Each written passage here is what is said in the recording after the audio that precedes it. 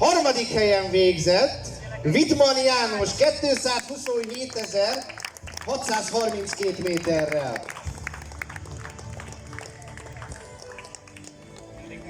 Második helyen végzett Dörnyei István 250.618 méterrel. Bro!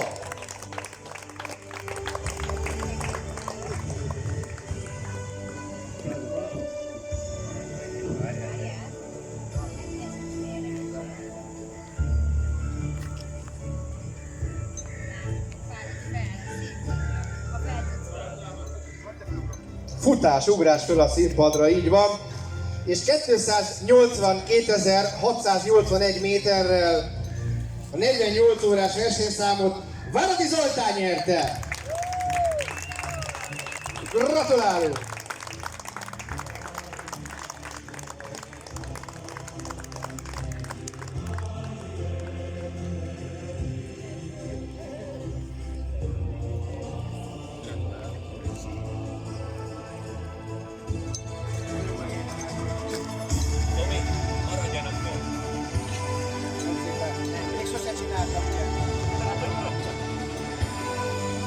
No,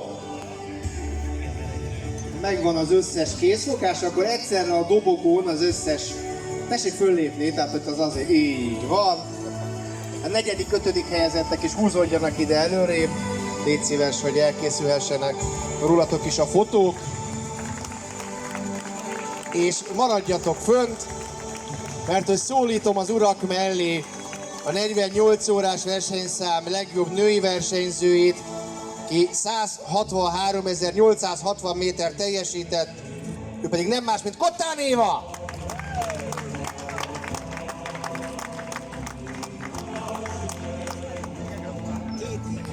A többiekkel óvatosan, így van. Hölgyeim és uraim, a színpadon tehát a 48 órás versenyszám legjobb férfi és női versenyzői, vagyis Kottán Éva, Váradi Zoltán, Dörnyei István, Wittmann János, Mészáros Zsolt és Szilágyi Gyula. Bro!